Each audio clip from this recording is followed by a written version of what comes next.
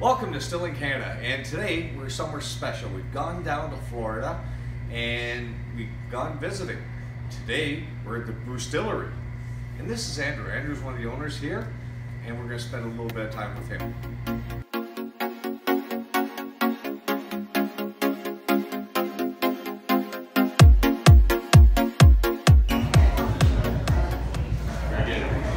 Welcome. This is the Brewstillery tour. You all saw the sign out front that says Brewstillery. It's actually a reflection of this location. It's very special. It's the only one of its kind in the state of Florida. So you're going to see a lot of firsts on this tour, actually. This is going to be the only one that you're going to see. Have you been on a brewery tour before? Have you been on a distillery tour before? All right, is anybody? If you're on this tour the second time, don't raise your hand. Who's been on a Brewstillery tour before? All right. What you're going to find out, here, by the way, I'm one of the owners. My name is Andrew. My business partner Paul and I started all of this together as the Winter Park Distilling Company. So that's one half of this operation. It's over there behind the glass, and you'll find out why in just a little bit. But we started that as the Winter Park Distilling Company back in 2010. We're the first legitimate distillery in the history of Orange County, Florida. Legitimate's the key word there. There was a lot of moonshining in these parts, but we actually have a license and we pay taxes, so that makes us kind of special as far as that's concerned. We're also the first distillery in the state of Florida to make bourbon whiskey. And we're actually the first distillery in Florida to win awards for our bourbon whiskey. We've medaled at the American Craft Spirits Awards, as well as the Berlin International Spirits Competition. And just most recently, we just double silvered at the San Francisco World Spirits Competition for our bourbons. So that's a big deal for us. Now, we used to be tucked away behind where Whole Foods is, over Lee Road in 1792, kind of behind where Holler Honda is.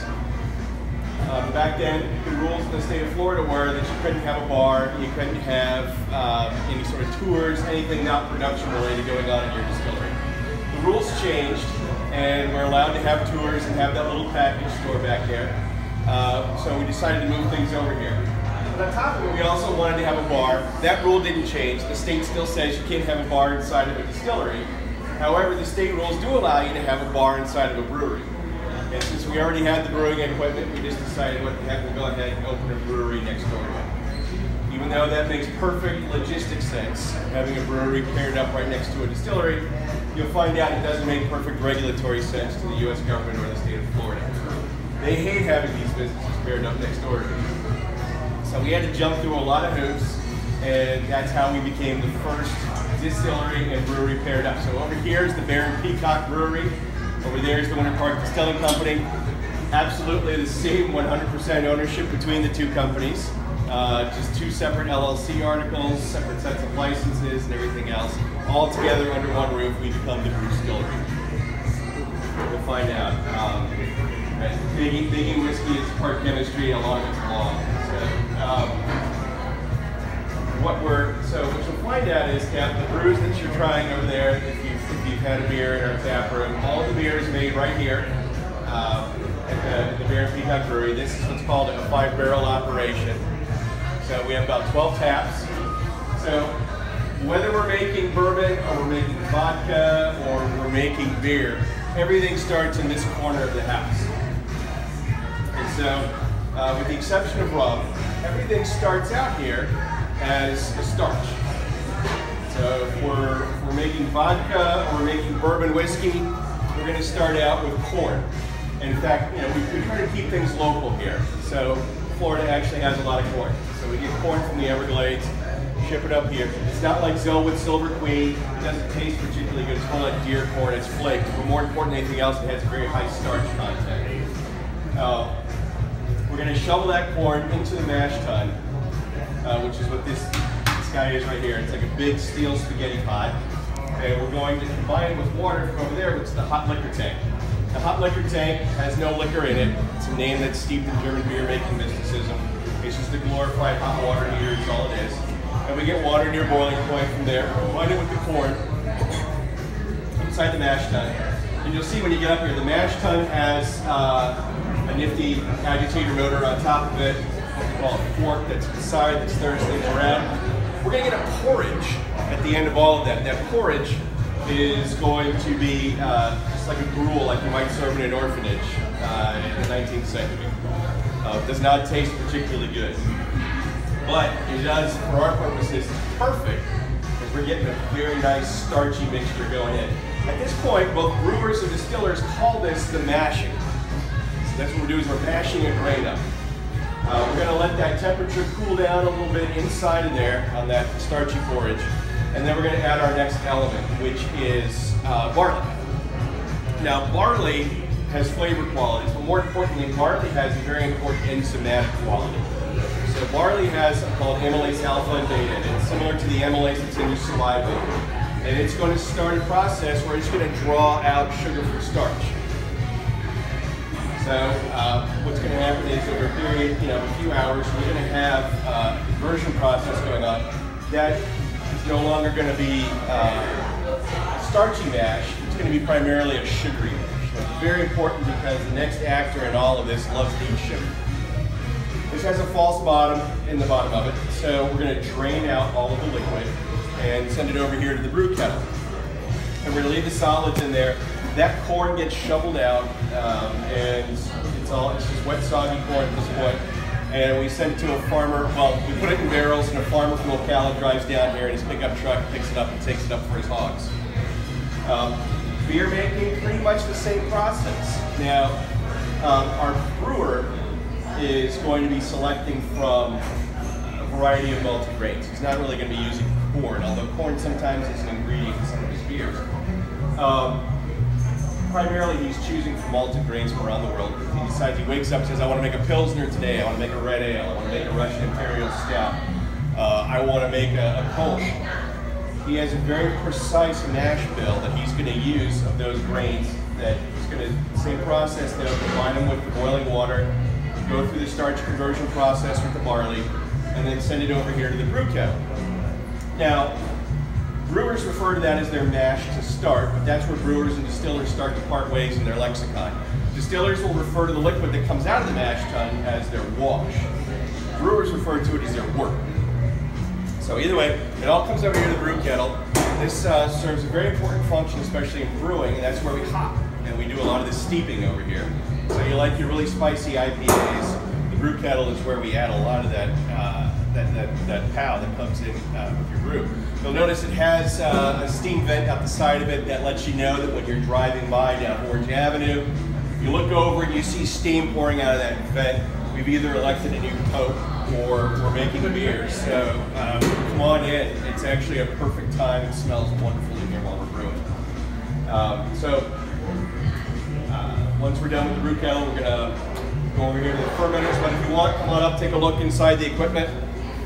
And then you can go over here by the fermenters. I'm going to peek in through the bottom.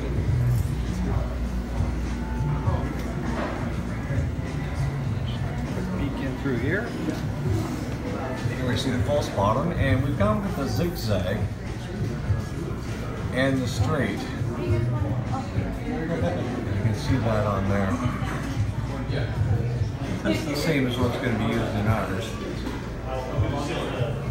Okay. I'm going to pause it for a minute, and we'll get right back when we get to the fermenters. This is really where the most important stuff goes on.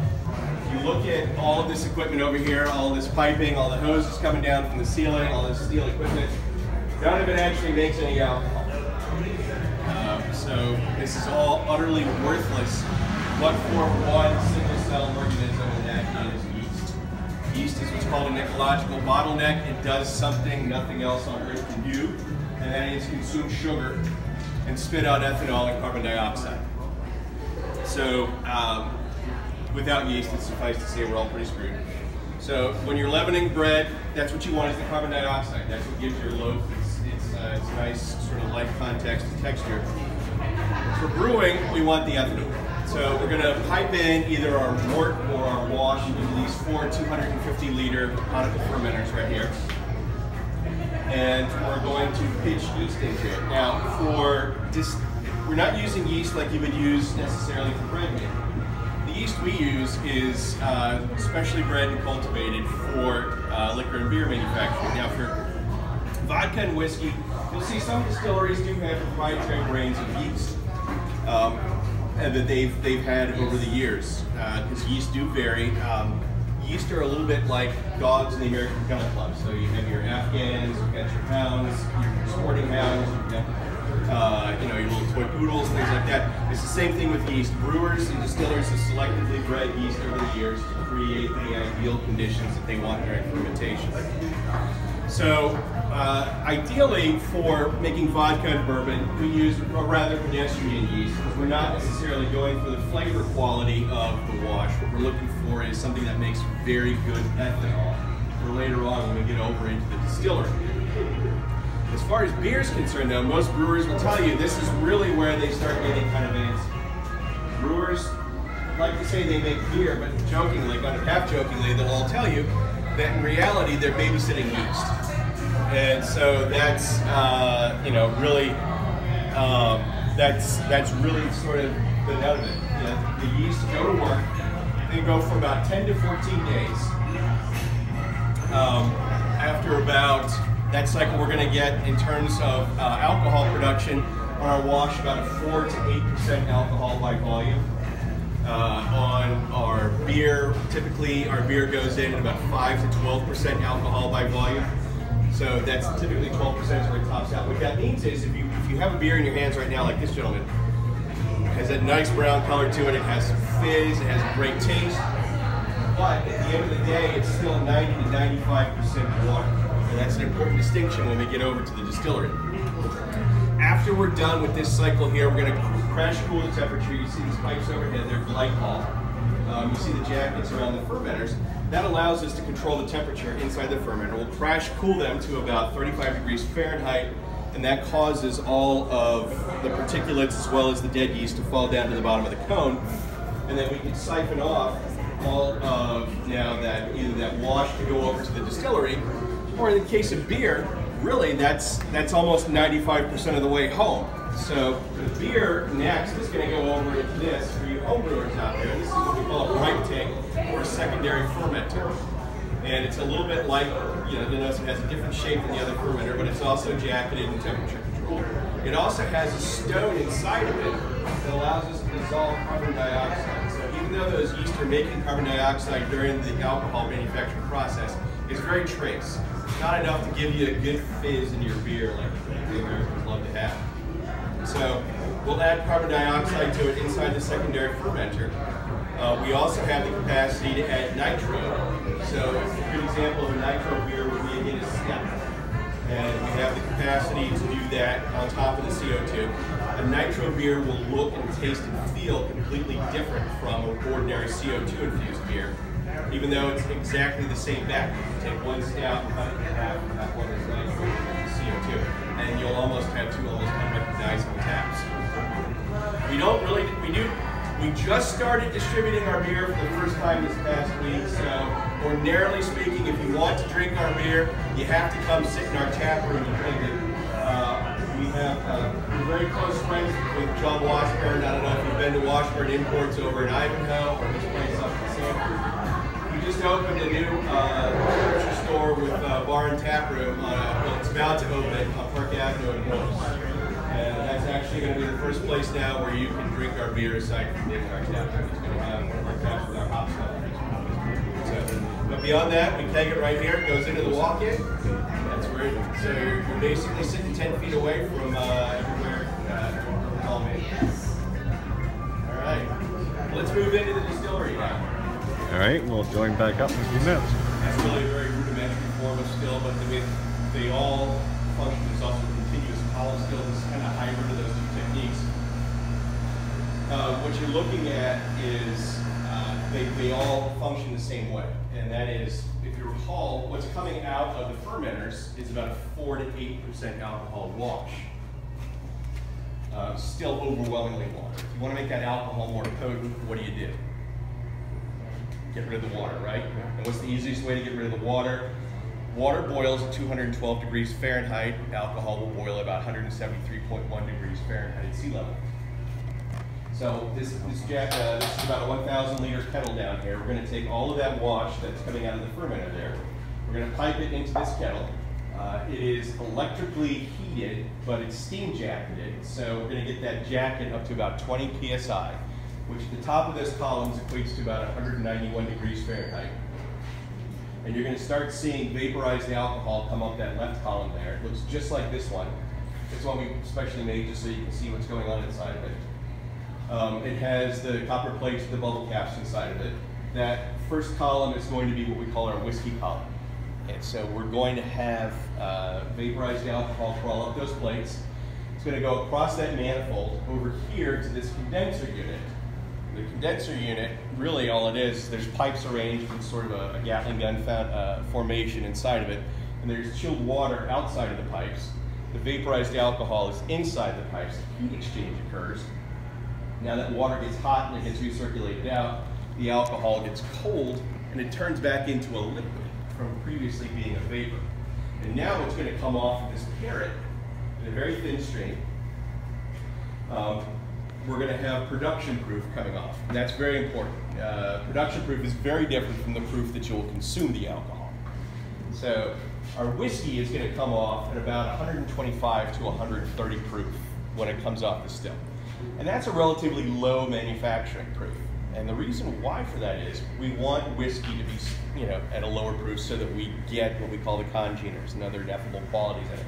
You want whiskey to have a flavor and a bite to it. You want to know where it came from. If it came from a corn mash bill, if it came from a mash bill that has rye inside of it, one that has single malt in it, you want to taste those qualities. If you've been to Scotland and you've been on the single malt tour and you've seen, certain malts have a very sort of iodine quality to them, others smell like a burning tire factory. That all comes down to essentially, the types of grains and at the end of the process, keeping those flavor qualities in the final product. And if you leave it at a lower proof, you get those. Now, we can take that same mash bill, open up this second column here, and now, instead of having 125 proof whiskey coming off, we'll have 192 proof vodka coming off. Now, vodka, by federal definition in the labeling manual, is what's called a grain-neutral spirit. Same thing with gin. Gin has, the added flavor qualities in it because of the botanicals, juniper, that get added into it. But at the end of the day, vodka and gin are about the same thing. And that's really the interesting thing about vodka. And that's really where you can taste one of the other things I'm going to mention about vodka. If you've ever sat down with somebody and say, my potato vodka is far superior to your grain vodka, or your onion vodka, or your turnip vodka, it seems to be like vodka is made from everything under the sun. It really doesn't matter what that substrate is where the vodka came from. It has less influence on the flavor than anything else. Because again, you're distilling it up to 192 proof, you've boiled off congeners and other things, and those ineffable qualities. It should be almost rubbing alcohol. Now, what really affects the flavor of the vodka, as well as every other spirit, but particularly we'll pick on vodka here, is that when that ethanol gets excited by heat, the ethanol that comes off the fermenters is almost like a big rubber band ball that you get it off the steam with. So when you excite it inside the still, it's going to peel off in different weights. And so the big three weights that come off, distillers refer to as the heads, the hearts, and the tails. Scientifically, they're really, what comes off first, the most lightweight alcohols, the methyls. They come off, they smell bad, they're very off-putting. You can't consume those under any circumstance. You will get sick and die. And so when you hear about people in other countries that have consumed bad alcohol and got very sick and died, that's because their chances are they're drinking uncut spirits. The head will gradually transfer into next, will transform into what comes off next, were the hearts. And that's the potable alcohol that you do want to drink. It's desirable. It smells good, it tastes good, that's what you want to drink. And it's not like a light switch between head and heart. It's a very gradual transition. And old distillers can tell by smell, a little bit of taste, even by sight, when they think the transition is going on between head and heart. You can also use density meters and other measuring devices that will tell you when that transition is occurring with precision. The heart will then flow and become what's called tail, and that's the heaviest weight alcohol. It's almost like a glycerin feeling. It's called fusel oil. That is not necessarily toxic, but it's very off-putting. It affects the flavor and quality of your alcohol. So what you want to do is, if you are a craft distiller you want to cut aggressively. You know, you're banking your reputation on the quality of your spirits. You want to cut aggressively on the heads and the tails so that you get as much heart without any sort of interference from those two ends in your spirit. It's counterintuitive because you're also cutting into your business margins there. You have less alcohol to sell to your customers from that batch that you just distilled. So people ask me, what's the difference then between craft vodka and, say, big business, big distilling vodka? And if you really, that's the clearest cut example right there. If you're sitting in one of Diageo's global facilities pumping out 5 million gallons of vodka a day, the temptation in that air-conditioned control room is to move the mouse a little bit to the right and everybody gets 17 cents per share at Christmas time. If you're banking your reputation on being a good, high-quality craft distiller, you'll cut aggressively even though it goes against your margins. And that really is something, you know, with whiskey, same thing. You can taste when whiskey is very taily. That whiskey, all those spirits come off of there. We cut it back using reverse osmosis water. That's city water that we've washed through activated charcoal, UV light, and other membranes to make it neutral, completely free of any sort of contaminant as well. The water here underground is filled with calcium as it comes from limestone caverns. History of that as well. So it's almost purely distilled water without having to put in all the energy input. We'll use that to cut everything back down to 80 proof for 40% alcohol by volume in each bottle. We have one spirit that's cask strength, it's 107 proof. So any questions so far? I'll just give you a big download. All right. Well, let's go over here to the barrels. We'll talk a little bit about aging. Okay. But the story from Kentucky has changed recently. Kentucky, people from Kentucky love to tell you that bourbon can only come from Bourbon County in Kentucky, and that is a great tagline for the Chamber of Commerce.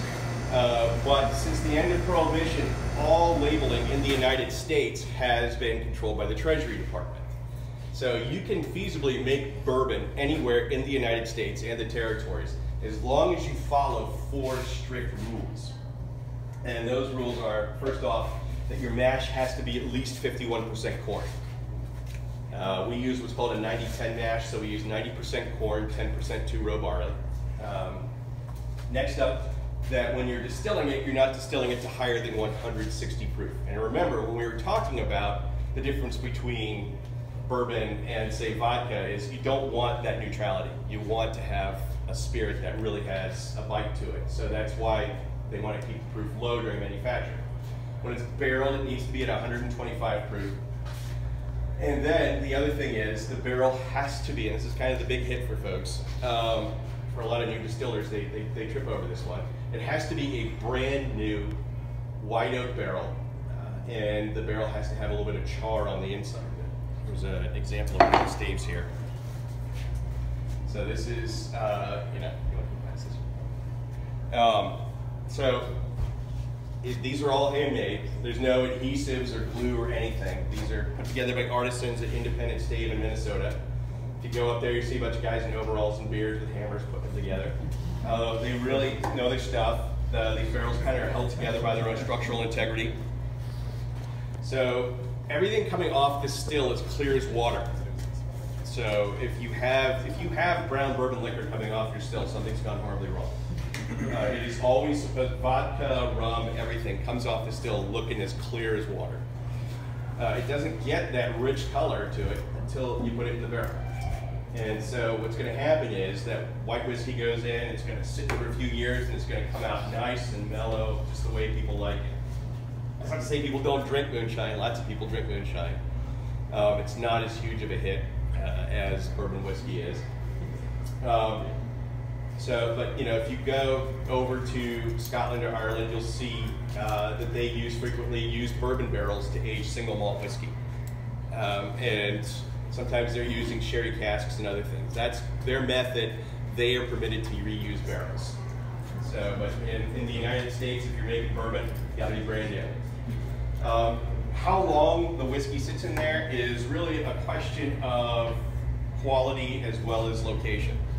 Like wine, whiskey behaves according to its environment in the barrel. So if you've ever heard people in wineries, winemakers talk about how terroir matters. It's the same thing for whiskey.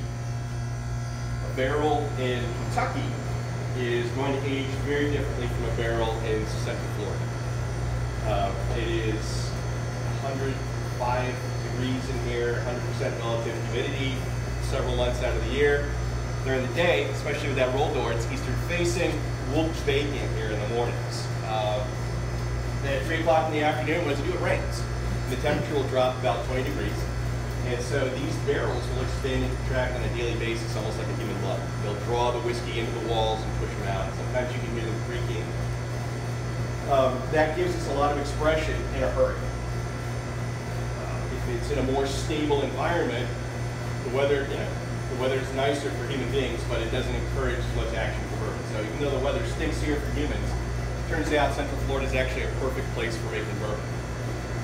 So we can get, typically, you know, if you look at a 4 to 6 or 8-year-old bourbon in Kentucky, we can generally have parity in terms of aging quality within about 4 years, maybe 3 years on those bourbons. Once, you know, that's to say I made a bourbon that's aged in West Texas is going to age completely different. A bourbon, there's actually fantastic bourbon in upstate New York right now in the Upper Hudson. So there you can really get, you know, that's part of the adventure of drinking whiskey. Is you're not just taking in what was made in the still or what was fermented, but also the environment where it was aged. Once we're done aging bourbon inside of these barrels, we're going to decant them and send them back over to the brewery. And the brewer will go ahead, they're perfectly sterile at this point, so it's great for aging brew. And we'll put brew inside the barrels, let that sit for about 10 weeks, and then we've got a nice barrel-aged beer. We'll bring them back to this side of to the distillery. Since we can't use them for bourbon anymore, we'll repurpose them now. We've been aging rum inside of casks that had bourbon and beer in them. And we're also aging, right now we came up with our own single malt whiskey, which you can see we have on sale now in the package store, which really at the end of the day was just smoked porter, and in some cases a red ale, that instead of like languished as a beer, we just went ahead and ran it through the still, and then put that into bourbon casks to go ahead and age. Any questions so far? How much is in each cask? It varies, but they can hold up to 53 gallons.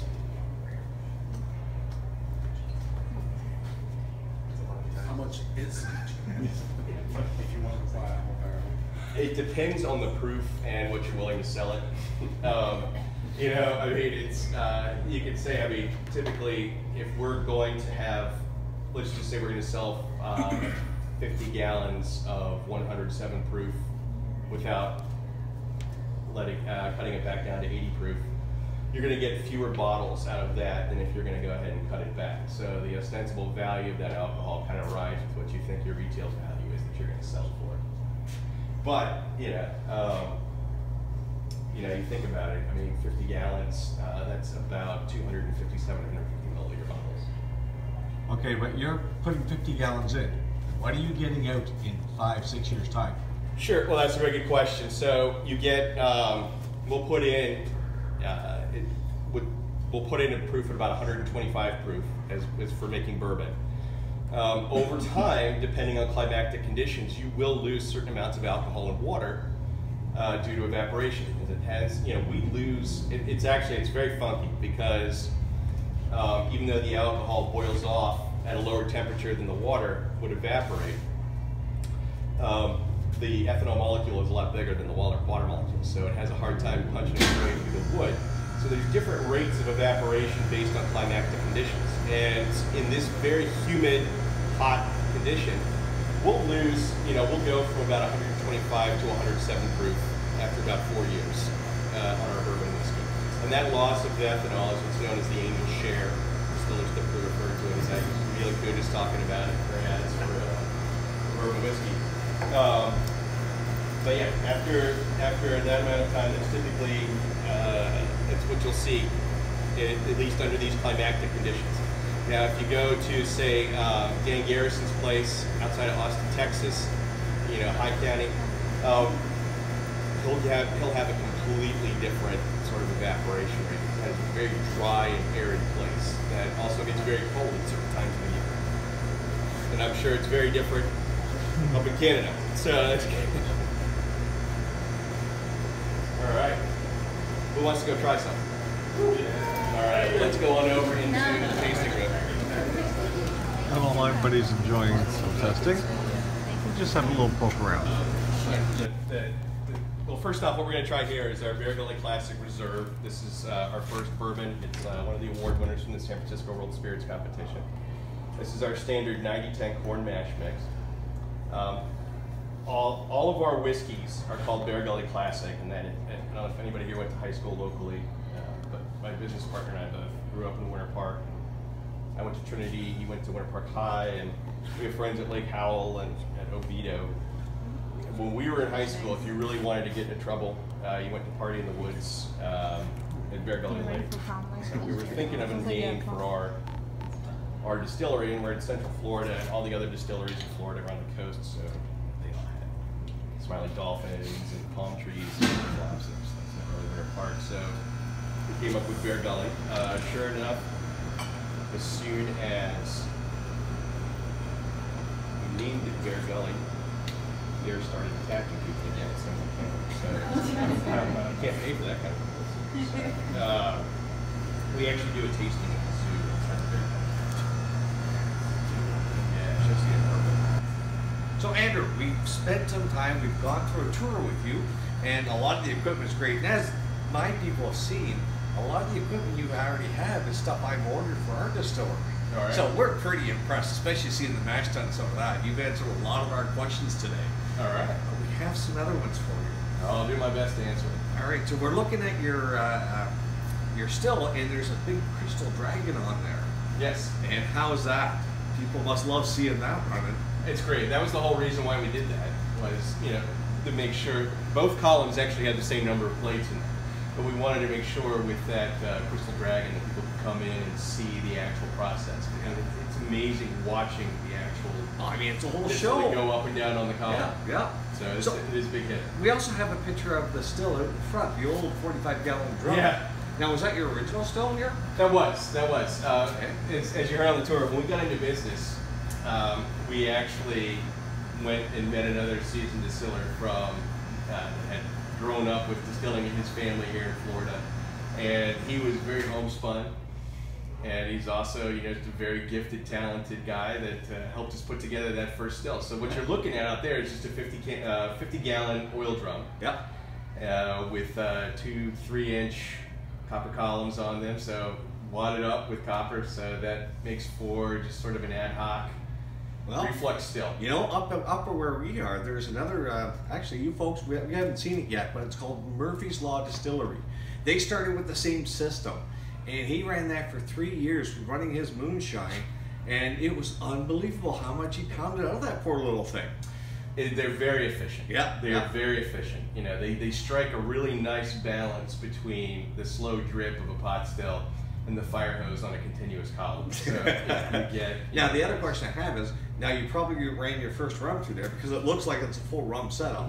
How did you find the flavor change from that to your prison system?